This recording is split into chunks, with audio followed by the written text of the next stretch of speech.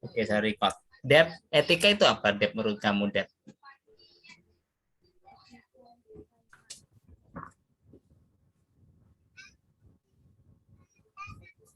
Tata krama.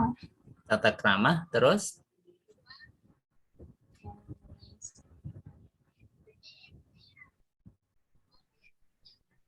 Terus? Tata krama aja.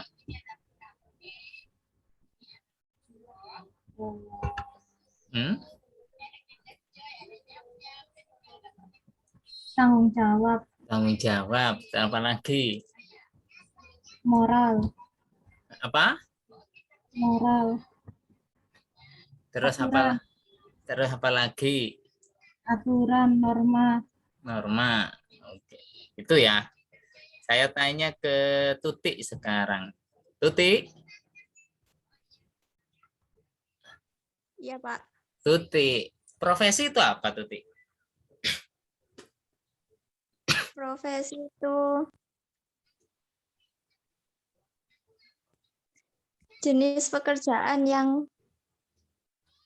dimiliki oleh seseorang. Profesi pekerjaannya itu ya. Iya. Oke.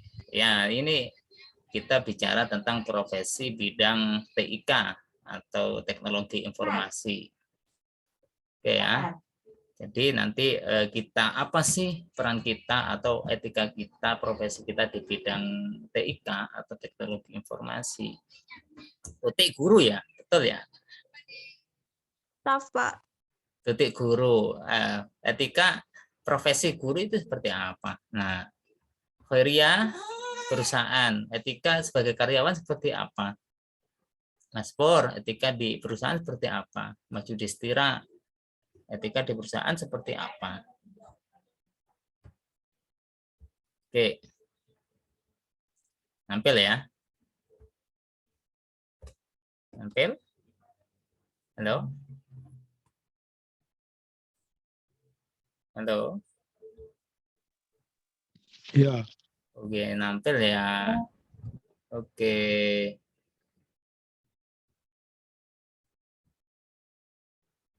Jadi kita bicara etika profesi dalam teknik informatika.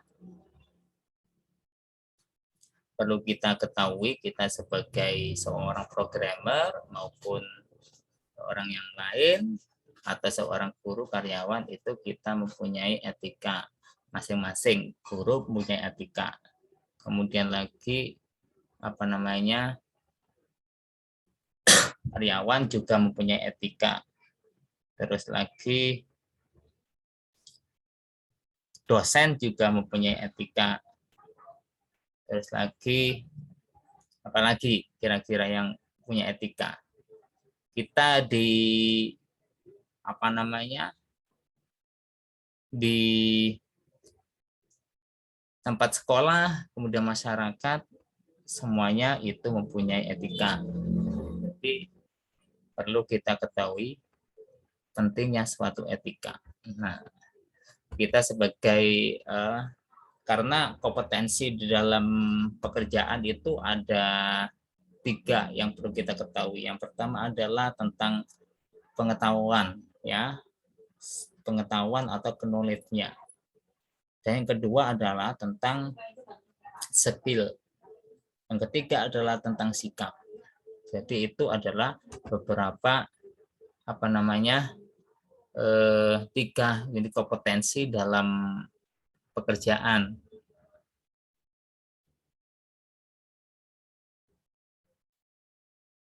Oke, saya lanjutkan.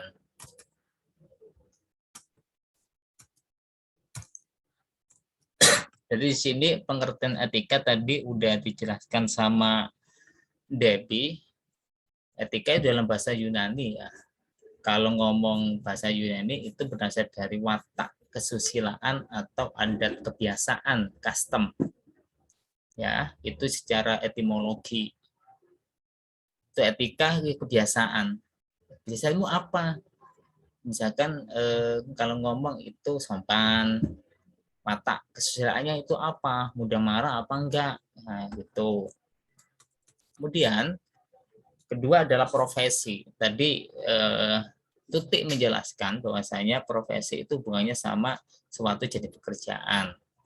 Memang benar. Jadi profesi adalah suatu jabatan atau pekerjaan yang menuntut keahlian, masing-masing itu punya keahlian, baik itu dokter, programmer, networker, kemudian guru, dosen, kemudian pegawai, kemudian wirausahawan, semuanya itu adalah keahlian atau keterampilan dari pelakunya. Jadi setiap profesi itu mempunyai etika masing-masing. Etika sebagai guru seperti apa, dokter seperti apa, etika sebagai karyawan seperti apa. Jadi itu hubungannya sama suatu jabatan atau pekerjaan seseorang. Itu suatu etika. Oke.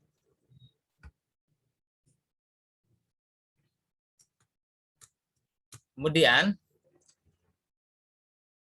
ada beberapa pengertian dalam etika profesi. Yang pertama adalah menurut Surawardi Lubis tahun 94, etika profesi itu adalah suatu sikap hidup berupa keadilan untuk memberikan pelayanan profesional terhadap masyarakat dengan penuh ketertiban dan keahlian sebagai pelayanan dalam rangka melaksanakan tugas. Jadi kita itu keadilan. Oke, saya tanya kepada kalian semua. Saya tanya dulu kepada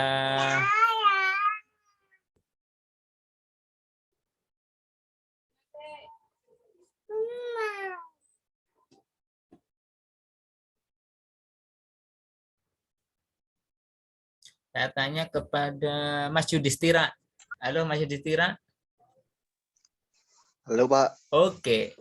Saya tanya Mas Yudhistira, ada dua istilah yang perlu kita ketahui. Yang pertama adalah adil dan keadilan. Bedanya adil keadilan apa kira-kira ya? Kalau menurut saya adil itu gimana ya? Adil itu ya kita bisa, seandainya kita jadi atasan ini, kita harus bisa berlaku adil kepada setiap bawahan kita. Gak boleh membeda-bedakan, entah itu dari background-nya seperti apa, itu kita gak boleh membeda-bedakan, Pak. Bedakan. Itu kalau adil. Kalau keadilan itu mungkin kalau kita sebagai bawahan kali ya, itu berharap keadilan dari yang berkuasa, mungkin gitu. Tergantung kita posisinya di mana gitu, Pak. Oke, gini. Ada tiga usia ya, Mas. Yang pertama adalah anak 10 tahun, kemudian orang dewasa itu sekitar 20 tahun dan orang tua itu sekitar 40 tahun dengan ketinggian masing-masing. Misalkan tingginya yang anak 10 tahun tadi itu adalah misalkan 90 cm, kemudian yang remaja tadi itu adalah 130 cm, kemudian yang dewasa tadi itu adalah 165 cm. Kemudian mereka itu pengen lihat bola. Ya, kemudian ada tembok yang sejajar. Ya, sejajar, kemudian mereka itu dikasih suatu kotak atau penyangga bawah seperti hanya meja sehingga mereka itu kelihatan untuk melihat bola dengan tembok yang sama, ya, posisi yang sama, ya, dengan ukuran misalkan kotaknya tadi untuk penyangga kakinya tadi sehingga kelihatan itu misalkan bisa melihat dengan tambahan kotak 1 meteran. Yang tua tadi 1 meter, yang dewasa tadi 1 meter, kemudian yang kecil 1 meter. Tapi yang dewasa tadi meskipun nggak pakai kotak 1 meter itu kelihatan. Tapi yang anak kecil yang tadi ukurannya tubuhnya itu 90 cm pakai tambahan kotak 1 meter masih belum kelihatan. Nah, itu yang misalkan dikasih satu tadi 1 meter itu dinamakan adil apa keadilan, Mas? Cukup adil apa keadilan? Kalau itu adil Pak kalau menurut saya, Adil. Pak. Nah, kemudian kalau keadilan adalah karena yang anak kecil tadi itu adalah nggak bisa lihat bola meskipun tambahan 1 kotak, seharusnya yang orang dewasa tadi itu nggak usah dikasih kotak, harus dikasihkan kepada anak yang kecil, sehingga yang tua, dewasa, dan anak kecil saling bisa melihat bola. Seperti itu toh, itu adalah keadilan. Jadi kalau adil adalah pemberian sesuatu kepada hanya perorangan atau hubungannya sama personal, ya kasih satu-satu tadi. Tapi kalau keadilan adalah untuk melihat masyarakatnya atau sekelilingnya, itu ya itu adalah suatu keadilan. Beda sama adil tadi. Ya, perlu kita garis bawahi bahwasanya untuk memberikan pelayanan profesional. Jadi enggak melihat dia itu orang, kalau kita ya sebagai pelayanan ya, kalau enggak melihat itu bos, itu orang biasa dan seterusnya, itu harus sesuai dengan norma etika kita. Jangan sampai kalau orang itu oke dilayani dengan baik, kalau dia enggak dilayani dengan baik. Nah, itu dalam rangka melaksanakan tugas. Kemudian kita bicara kode etik profesi. Kita ada loh kode etiknya. Programmer ada loh. Itu ada di SKKNI, Kementerian Tenaga Kerja loh. Ya, kode etik profesi itu adalah suatu sistem norma, nilai dan aturan profesional tertulis yang secara tegas menyatakan apa yang benar dan yang baik, dan apa yang tidak benar dan tidak baik bagi profesionalnya. Dokter punya etika profesi, kode etik profesi sendiri. Kemudian guru punya kode etik profesi. Ketik aja kode etik profesi dokter, guru, itu beda-beda. Ya, itu. Oke. Jadi kode etik itu menyatakan suatu perbuatan kita, apa yang benar, apa yang salah. Jangan sampai apa yang kita perbuat itu tadi, mana yang harus dilakukan dan mana yang harus dihindari. Hasilnya apa? Yang baik ya dilakukan, yang buruk ya ditinggalkan. Ya, gitu. Memang tujuannya apa sih untuk kode etik itu? Tujuannya memang kita sebagai seorang nanti yang profesional itu memberikan jasa sebaik mungkin kepada masyarakat atau usernya, ya, bahwasanya kita itu bermanfaat bagi manusia yang lain, seperti itu. Oke. Kemudian kita bicara profesional, itu tidaklah mudah mengatakan suatu profesional. Orang dikatakan profesional itu melalui beberapa tahapan. Yang pertama, dia harus berpengetahuan. Dan yang kedua, orang itu harus sudah melakukan. Ya, do. Yang pertama adalah to know atau ingin tahu, kedua adalah melakukan bersama. Kemudian ketiga adalah dia itu udah kreatif, kemudian responsif, tanggung jawab. Kemudian baru keempat, dia dikatakan suatu profesional. Tidaklah mudah kita menjadi seorang yang profesional. Dosen pun ada sertifikasi dosen dikatakan profesional. Yang pertama adalah dosen itu udah lulus TOEFL dengan grade yang ditentukan. Kemudian TPA yang ditentukan. Mengajar, penelitian, pengabdian, deskripsi diri, dan seterusnya. Baru dikatakan profesional. Nah, misalkan kalian misalkan kompeten ya. Dikatakan kompeten jika sudah melakukan beberapa tahapan, yaitu uji assessment, kemudian sikap, dan seterusnya. Oke. Jadi profesionalisme itu adalah paham atau sikap mental dari bentuk komitmen kita dalam suatu profesi pekerjaan kita. Untuk apa? Ya untuk meningkatkan kualitas profesional kita itu. Di perusahaan kita harus profesional, guru harus profesional. Sehingga kalau kita profesional, bahwasanya atasan kita atau teman sejawat kita mengatakan kita itu kompeten, akhirnya bisa jadi naik jabatan atau yang lain. Itu pentingnya profesional. Oke, kita bicara bisnis etika bisnis. Yang pertama adalah etika. Ini adalah pilihan. Kita tahu bahwa saya mana yang benar, mana yang salah. Yang kedua adalah reliabilitas. Ya, kita harus tahu bahwa saya mana kondisi yang perlu dilakukan, mana kondisi yang perlu dilakukan berdasarkan kenyataan. Kemudian yang ketiga adalah morality. Ya, kemudian responsibility, tanggung jawab. Ya, penting. Jangan sampai kita nugas copy paste dengan orang lain, teman orang lain, apa ada tanggung jawab atau responsibility. Kemudian terus atau kepercayaan, itu sangat penting. Kalau kita itu udah dipercaya orang, jangan sampai kita itu mengkhianati kepercayaan orang itu. Kalau selagi kita itu udah nggak dipercaya orang, selamanya orang itu akan nggak percaya kepada kita. Betul nggak? Ya, halo, diam semua. Kemudian behavior atau perilaku. Nah, perilaku kita itu bagaimana kepada teman sejawat, kepada atasan, bawahan, itu harus bedakan.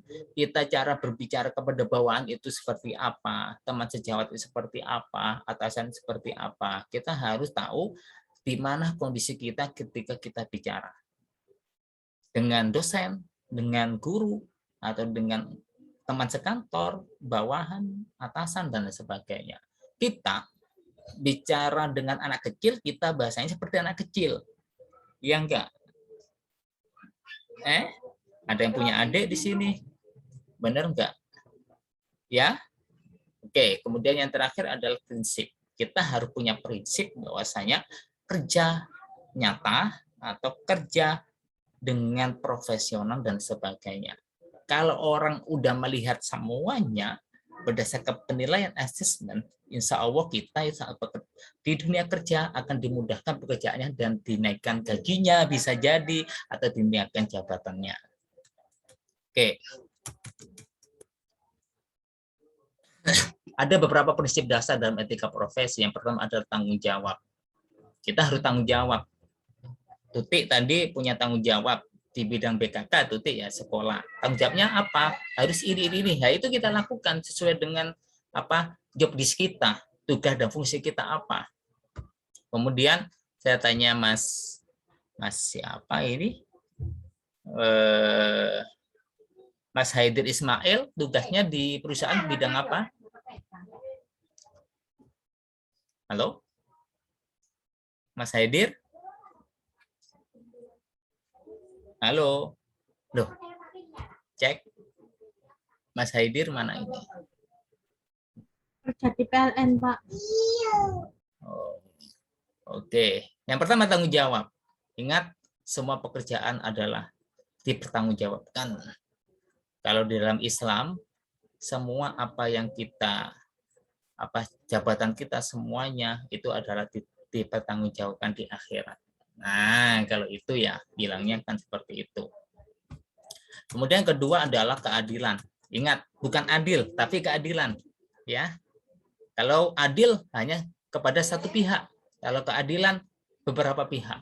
Jadi semuanya sama, tidak ada membedakan antara orang satu dengan orang yang lain. Semuanya keadilan. Harus mengetapkan keadilan dalam menjalankan pekerjaannya. Keadilan adalah masuk di dalam Pancasila. Satu, ketuhanan yang Maha Esa. Dua, satu, ketuhanan yang Maha Esa. Dua, kemanusiaan yang adil dan beradab. Ketiga, persatuan Indonesia. Empat, kerakyatan kerjasama dan pemerintahan beberapa. Lima, keadilan sosial bagi seluruh rakyat Indonesia. Nah, itu masuk dalam dasar Pancasila. Karena apa? Berarti ini adalah filosofi penting yang harus kita lakukan. Keadilan. Saya memberikan nilai antara misalkan Debbie sama yang lain. Oh, Pak, Debbie kok nilainya baik ya? Saya enggak. Saya itu memberikan keadilan. Kalau adil itu sepihak. misalkan kelompok.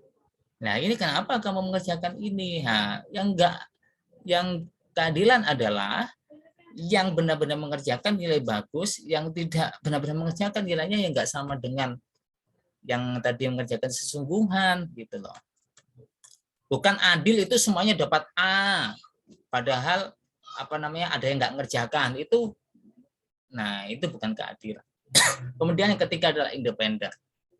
Jadi seorang yang profesional itu memiliki wewenang dan kebebasan, freedom. Ya, artinya apa?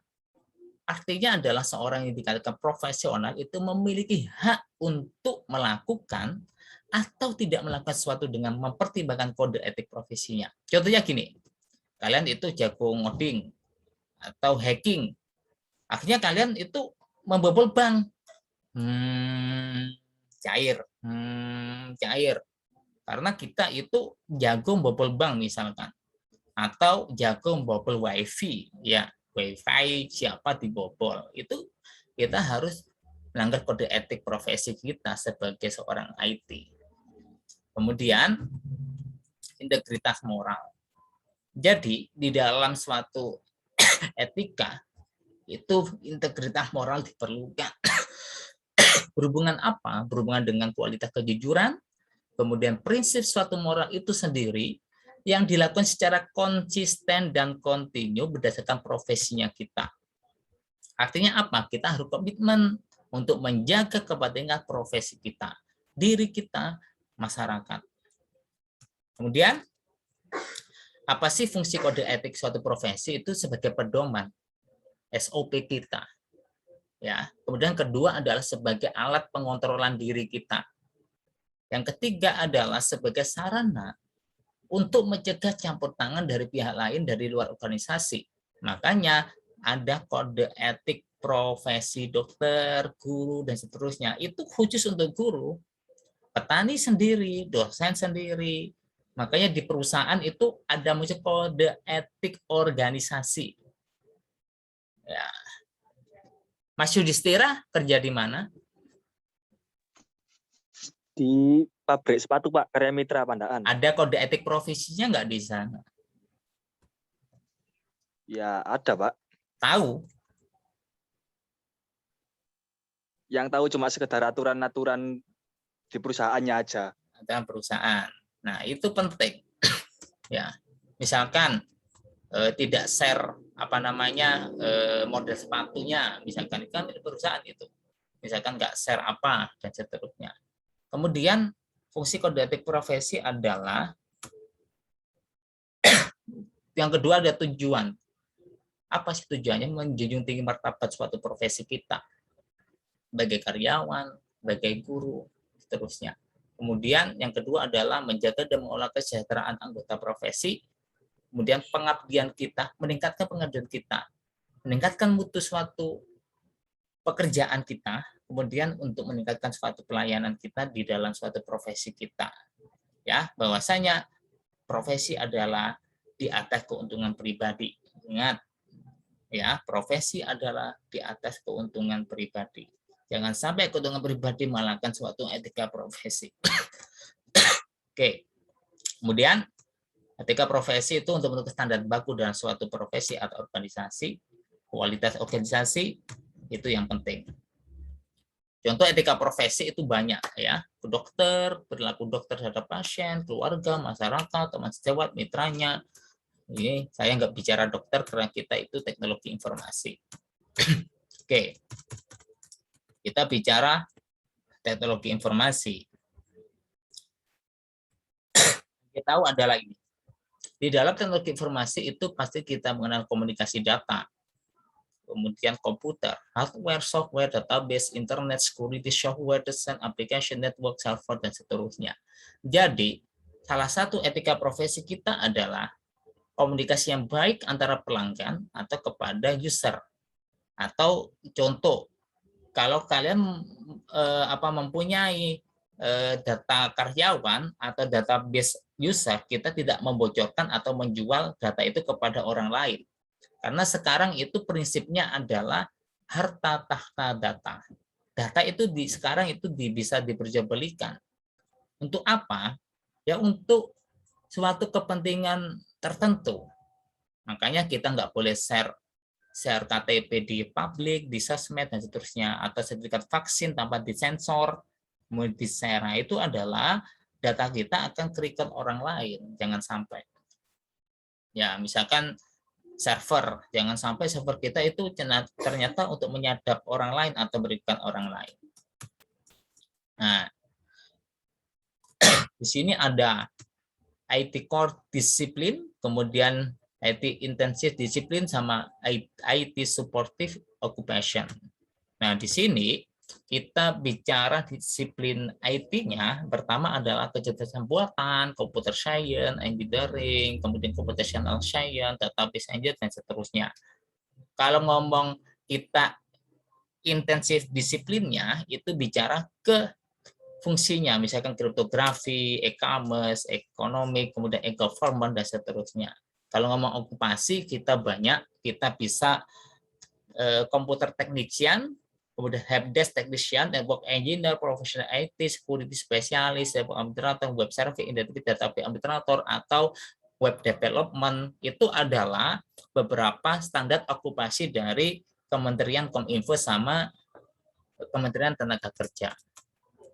Nah, kalau kita gambarkan software profesional, kita adalah yang pertama adalah diri kita sendiri, kemudian society atau sosial atau publik, kemudian kolega, teman atau klien, employer, perusahaan, kemudian produk kita sama profesi kita. Yang tengah itu diri kita. Jadi, kita sebagai seorang yang beretika profesi, kita harus melindungi semuanya ini. Klien, kolega, publiknya, diri kita sendiri, profesi kita, produk, sama employer-nya. Ya, ini adalah obligation of a software professional. Ini dikatakan profesional jika udah meliputi beberapa indikator ini. Oke, kita bicara kode etik bidang TIK atau teknologi informasi. Hubungannya apa? Yang pertama, hubungannya antara profesional atau developer IT dengan klien, dengan diri kita sendiri, organisasi, dan pemerintahan, dan sebagainya. Untuk apa sih kita perhatikan? Yang pertama adalah program itu digunakan untuk klien memang ya. Yang kedua adalah kita harus menjamin keamanan dalam suatu aplikasi. Misalkan, jangan sampai mudah kena hack, cracker, dan sebagainya. Nah, ini adalah apa yang harus kita lakukan sebagai seorang profesional dalam bidang IT. Kemudian, ada 7 essential komponen dalam personal code suatu komputer ethics. Yang pertama adalah honesty, respect terhadap permasalahan, confidence, ya, kemudian profesional, responsibility tanggung jawab, kemudian komunikasi kepada klien yang baik, yang berikutnya ada objek the law atau hukum. Undang-undang, sekarang ada undang-undang ITE. Nah, ini adalah beberapa komponen dalam komputer etik. Kemudian kita banyak bicara tentang komputer etik institute ya. Di sini ada misalkan adalah bagaimana kita kode etik kita dengan komputer, dengan orang lain, dengan sosial, dan seterusnya. Misalkan kode etik pengguna internet, jangan sampai kita itu men-share pornografi atau sara. Jangan sampai ya, kita itu hanya mengkonsumtif pribadi. Yang dilarang adalah men-share atau mempublikasi. Ya, jangan sampai kita itu konsumtif apalagi pornografi untuk misalkan share dan seterusnya. Itu malah undang-undang ITE kan internet positif. Tapi kalau kita konsumtif secara pribadi itu nggak ada pasalnya. Yang ada pasalnya adalah ketika kita men-share-nya kepada orang lain dan sehingga orang lain itu mengikuti. Kemudian dalam mempublikasi suatu informasi, kita itu tidak boleh menyinggung unsur sara. Apa sara itu? Suku, agama, ras. Jangan. Kemudian jangan sampai kita itu men-share informasi yang melawan hukum. Misalkan contoh ajakan untuk melawan pemerintah atau ajakan untuk radikal dan seterusnya. Atau juga informasi untuk mengeksploitasi terhadap anak-anak. Misalkan perundungan seksual, kemudian lagi pelecehan seksual, menggunakan teknologi ya, itu nggak boleh. Kemudian kita itu jangan sampai kita hacking, cracking, menghack, crack ya, informatika paham ini. Kemudian kita harus karya kita itu harus orisinal, jangan sampai plagiasi yang mana itu bukan hasil karya kamu, yang mana kamu akui itu loh terhadap produknya, padahal itu bukan produk kamu. Itu adalah salah satu kode etik dalam bidang TIK. Terkait apa Pak? Terutama skrip, coding, program, tulisan, ya, gambar, foto. Makanya kemarin saat semester 6 kamu diajari literatur review untuk penulisan karya ilmiah. Bahwasanya tulisan milik kamu, gambar, foto, semuanya itu harus ada sumbernya dari mana. Baik itu suara atau materi atau informasi lainnya. Kalau bukan karyamu, kamu cantumkan sumbernya dari mana.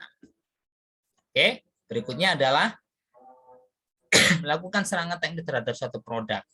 Misalkan mendownkan server milik orang lain atau milik siapa, dan menghormati suatu etika segala macam peraturan undang-undang ITE. Ya, kita tahu hacking ya kejahatan untuk mengetahui peretasan suatu keamanan. Kalau hacker itu orangnya, kalau hacking adalah aktivitasnya. Kalau hacker adalah orang yang melakukan aktivitas, mempelajari, menganalisa, selanjutnya dia itu memodifikasi, mengeksploitasi sistem untuk kepentingannya. Tapi ada perbedaan hacking sama cracking. Ya, kalau bicara cracking itu penyusupan atau perubahan suatu sistem jaringan untuk unsur kejahatan. Beda sama hacking. Hacking itu untuk mengetahui celah suatu keamanan data atau jaringan, tapi cracking dia memang tujuannya jelek, penyusupan. Oknumnya disebut adalah cracker. Crack, misalkan software di crack sehingga tidak berlisensi atau tidak bayar, itu crack. Kemudian kita bicara piransi ya, membajakan perangkat lunak, software, aplikasi Microsoft, kemudian MP3 dan sebagainya. Kemudian diduplikat atau diperbanyak secara ilegal, dijual belikan. Contohnya misalkan CD, nyanyian tidak diperbelikan, akhirnya kita jual belikan. Itu nggak boleh. Kemudian kita bicara etika programmer. Ya, bahwasanya kita seorang programmer tidak boleh menunjukkan malware atau virus, kemudian tidak boleh menulis kode yang sulit diikuti dengan sengaja, menyulitkan orang lain, kemudian menulis dokumentasi dengan sengaja dan membingungkan atau tidak akurat. Maksudnya apa? Pengguna itu menggunakan aplikasi harus paham, harus ada buku panduannya, jangan sampai menyulitkan. Itu adalah kode etik programmer. Kemudian jangan mencari keuntungan dari proyek lain dari kedua pihak tanpa izin. Misalkan kalian udah kontrak aplikasi dengan perusahaan A, kamu menerima dari perusahaan B tanpa izin A, padahal yang A tadi itu ada timeline waktu, itu nggak boleh. Ya, kemudian tidak mencuri software khususnya development tool, dan tidak boleh menerima dana tambahan dari berbagai pihak eksternal dalam suatu proyek secara bersama kecuali mendapat izin dari pihak pertama.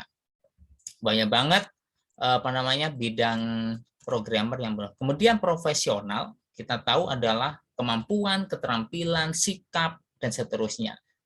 Kita punya pengalaman, kemudian bekerja di bawah disiplin, kemudian pendekatan disipliner, kemudian teamwork atau kerjasama, kemudian sikap cepat tanggap terhadap masalah atau responsif. Itu adalah ciri-ciri seorang profesional. Ya, banyak kejahatan etika, kejahatan komputer, cybercrime, carding, spam, penyebaran virus di DOS atau denial of service. Nah, semuanya itu adalah kejahatan suatu komputer. Kita sebagai kode etik dalam bidang IT kita tidak boleh menggunakan ini. Kemudian e-commerce, ya, kita tidak boleh uncritical model law on electronic commerce. Jadi kita tidak boleh melakukan suatu permasalahan dalam penyebaran informasi konsumen atau data konsumen. Yang dulu pernah yang dibobol itu data Tokopedia, benar enggak? Halo? Cek. Halo? Pernah dengar data Tokopedia kena bobol? Ya, Ya, itu adalah suatu permasalahan dalam e-commerce. Jangan sampai data pelanggan, user itu datanya dijual belikan gitu loh. Nah, akhirnya apa? Orang itu udah punya email kita, nomor HP kita, alamat, kemudian nomor rekening dan seterusnya. Itu digunakan, makanya jangan heran kalau kita itu sering menerima telepon, kemudian menerima SMS atau menerima WA atau menerima email dari orang yang tidak dikenal. Kemudian besar apa? Data kita udah bocor. Ya, itu bisa kita ketahui menggunakan monitor di ini loh, Firefox. Monitor firefox.com itu tahu bahwasanya email kita itu udah diretas orang apa enggak, itu tahu. Kemudian berikutnya adalah pelanggaran HKI atau hak cipta intelektual.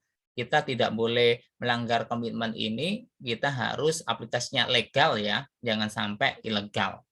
Kemudian kita bicara undang-undang ITE, undang HAKI, ITE terkait pornografi, transaksi, etika pengguna internet. Nah, kemudian profesi kita sebagai seorang IT kita harus menjaganya. Itu aja pengantar apa itu kode etik, apa itu adil dan keadilan, termasuk kode etik dalam bidang TIK atau teknologi informasi dan programmer. Terima kasih. Ada yang perlu ditanyakan? Silakan. Udah? Silakan, tanya jawab. Itu ya, bahwasanya kita sebagai seorang IT, developer atau apa, kita harus menjaga kode etik kita. Udah cukup? Ya, kalau udah cukup saya akhiri ya. Udah, terima kasih semuanya. Selamat malam. Kita bertemu minggu depan. Jangan lupa yang belum PKN, kemudian yang sampai tertuju, semoga kita diberi kesehatan, ya, panjang umur, sehat walafiat, pekerjaannya lancar, sukses. Assalamualaikum warahmatullahi wabarakatuh. Waalaikumsalam warahmatullahi wabarakatuh.